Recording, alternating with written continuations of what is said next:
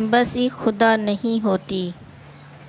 ماں قدرت کا ایک بیشبہ تحفہ ہے جس کی ممتا کا کرۂ ارض پر کوئی بدل اور ثانی نہیں۔ ہر عمر کے لوگ، خواہ وہ امیر ہوں یا غریب، چھوٹا ہو یا بڑا، دنیا کے کسی ملک کا سربراہ ہو یا سب سے بااثر اور دولت مند شخص، زندگی کی ہر تپتی اور جھلستی دھوپ سے دل برداشتہ ہو کر اس گلشن محبت کے شجر سایہ دار کے نیچے آ کر ٹھنڈک محسوس کرتا ہے۔ یہ محبت و شفقت کی ایسی بحر بے کرراں ہے جس کی ممتا کی آنچل کے بغیر دل کا چمن خزاں رسیدہ ہوتا ہے۔ گھر کے در و بام اداس نظر آتے ہیں، چمن کی شگفتہ کلیاں مرجھائی ہوئی دکھائی دیتی ہیں، یہاں تک کہ فرحت و انبساط سے معمور چمنزار گھر ان کی محبتوں کی خوشبوؤں کے بغیر قبرستان دکھائی دینے لگتا ہے۔ شاعر کہتا ہے، بس ایک خدا نہیں ہوتی ورنہ ماں کیا نہیں ہوتی۔ 20 جنوری 2023 کے اس روح فرسا واقعے پر نظر دوڑائیں جس میں ریاست تمل ناڈو سے تعلق رکھنے والی ایک مجبور بے بس مشفق ماں نے حالات کے ہاتھوں مجبور ہو کر بھوک سے تڑپتے اور بلکتے اپنے پھول جیسے معصوم بچے کا پیٹ بھرنے کے لیے سر کے سارے بال اتروا لیے اور اسے بیچ کر 150 روپے میں کھانا لا کر بچے کی بھوک مٹائی۔ یہ ہے ماں کی ممتا۔ آج نہ جانے کتنی مائیں بچوں کی پرورش و پرداخت کے لیے زندگی کی ان پرپیچ راہوں سے گزر رہی ہوں گی۔ ہم روزانہ ریلوے اسٹیشن، بس اسٹاپ، شاہراہ عام، مسجد اور دیگر جگہوں پر دیکھتے ہیں کہ ایک ماں بچوں کی پرداخت کے لیے بھیک کا پیالہ ہاتھ میں لیے دست سوال دراز کر رہی ہوتی ہے اور حالت سرشتگی میں لوگوں کو اپنا دکھڑا سناتی ہے، بچوں کے پیٹ بھرنے کے لیے ان سے منت و سجامت کرتی ہے۔ اب آپ اندازہ لگائیں کہ ایک ماں اپنے بچوں کے تئیں کتنا متفکر ہوتی ہے، اس کو خوش دیکھنے کے لیے کس حد تک اقدام اٹھا سکتی ہے، خود مصیبت کے جنگل میں پھنس کر ذہن میں اس کے لیے کس قدر آسائشوں کا گھوڑا دوڑاتی ہے۔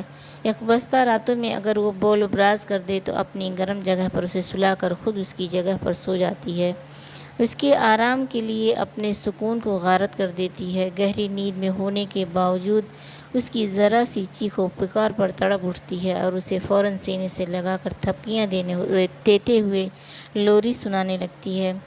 حالات کی رنگیاں اس پر اثر انداز نہیں ہوتیں۔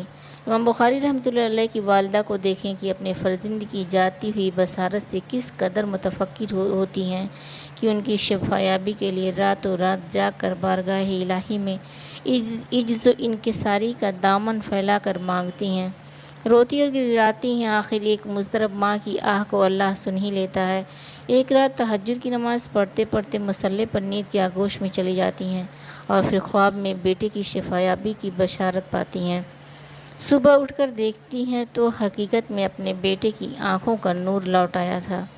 ماں کی ممتا کا ایک اور دل خراش واقعہ سنیں جسے سن کر چشم بھر آئیں گی، ان کی ممتا پر آپ اشش کریں گے۔ شاہراہ عام پر 2 تیز رفتار گاڑیوں کے درمیان زبردست تصادم ہوا، گاڑیوں کے پرخچے اڑ گئے، کئی لوگوں کو گہری چوٹ لگی، غالباً جس میں کچھ لوگوں کی جانیں بھی چلی گئیں۔ اس گاڑی میں ایک عورت کے ساتھ شیرخوار بچہ بھی تھا جو تصادم کی بنا پر ماں سے دور جا گرا۔ سب لوگ زخم سے چور کراہ رہے ہوتے ہیں لیکن چوٹ لگنے کے باوجود وہ ماں اپنے سارے چوٹ بھلا کر بچے پر لپک پڑتی ہے اور اپنے چوٹ کی پرواہ نہ کرتے ہوئے اسے سینے سے لگا لیتی ہے۔ ماں تو ایسی ہی ہوتی ہے کہ نومولود کی آمد کی خوشی میں اپنی زندگی داؤں پر لگا دیتی ہے، دوران حمل درپیش سارے مصائب ہنسی خوشی قبول کرتی ہے اور بچے کے پیدا ہوتے ہی ایک لخت سب بھول جاتی ہے۔ اس کے 9 ماہ کے سوز و گداز مسرت میں تبدیل ہو جاتے ہیں، دل کی دنیا معمور ہو جاتی ہے اور بچے کو سینے سے لگا کر اسی میں اپنی خوشیاں تلاش کرتی ہے۔ ماں کی ممتا کی اس سے بڑی مثال اور قربانی کیا ہو سکتی ہے؟ خود بھوکا رہ کے انہیں کھلاتی ہے، جب مفلسی گھر کے دروازے پر کھڑی دستک دے رہی ہوتی ہے تو خوشیوں کے ایسے نازک موقع پر خود پرانے کپڑے زیب تن کر لیتی ہے مگر بچے کے چہروں پر شکن تک نہیں پڑنے دیتی۔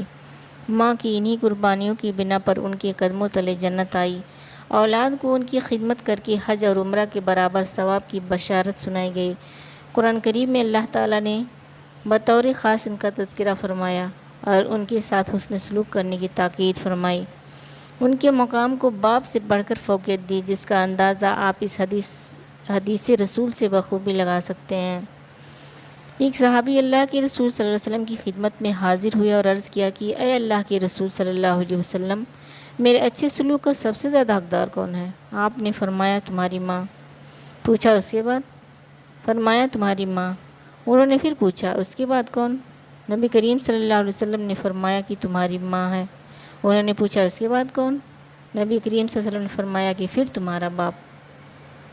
اس حدیث سے آپ بخوبی اندازہ لگا سکتے ہیں کہ والدین کا مقام و مرتبہ خصوصاً ماں کا کس قدر بلند ہے۔ یہ شرف انہیں یوں ہی نہیں بلکہ بچوں کے تئیں ان کی بے لوث قربانیوں کے سبب ملا۔ بسا اوقات بچے اپنی گمشدہ جنت میں گم ہو جاتے ہیں۔ گھر میں سلیقے سے رکھا گیا سامان توڑنا، پھوڑنا اور منتشر کرنا شروع کر دیتے ہیں۔ انہیں سامان کو ایسا کرنے میں بڑا لطف ملتا ہے۔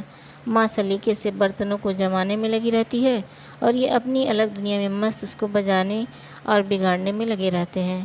ماں جب تک ایک چیز ہاتھ سے چھینتی ہے تب تک یہ دوسرے پر ٹوٹ پڑتے ہیں۔ ایک کام سے روکو دوسرا شروع کر دیتے ہیں۔ نہ ان کے ہاتھ کو چین اور نہ پاؤں کو سکون ملتا ہے۔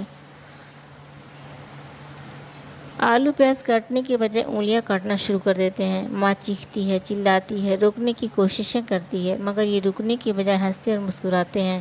غصہ ہونے پر بضد ہو جاتے ہیں۔ ماں جب غصہ کرتی ہے تو یہ ہنسنا شروع کر دیتے ہیں، اور جب پٹائی کی نوبت آتی ہے تو ماں سے لپٹ جاتے ہیں اور امی نہ مالو کی صدا ہنس ہنس کر بلند کرنا شروع کر دیتے ہیں، اور جب ماننے کے لیے آگے بڑھتی ہے تو بے ساختہ بول پڑتے ہیں کہ لو اب مالو۔ ان کی اس طوطلی اور معصوم سی آواز سن کر ماں کا دل پسیج جاتا ہے۔ سارا غصہ بڑے سلیقے سے پی جاتی ہے۔ مارنے والا قدم پیچھے ہٹ جاتا ہے، لکڑی ہاتھ سے چھوٹ جاتی ہے، آنکھوں سے بطور الفت آنسو روا ہو جاتے ہیں، اور جھٹ ماں اپنی آغوش محبت میں لے لیتی ہے، پیار بھری نظروں سے دیکھنے لگتی ہے، جس کا بڑا ہی پیارا نقشہ منور رانا نے کھینچا ہے۔ اس طرح میرے گناہوں کو وہ دھو دیتی ہے۔ ماں بہت غصے میں ہوتی ہے تو رو دیتی ہے۔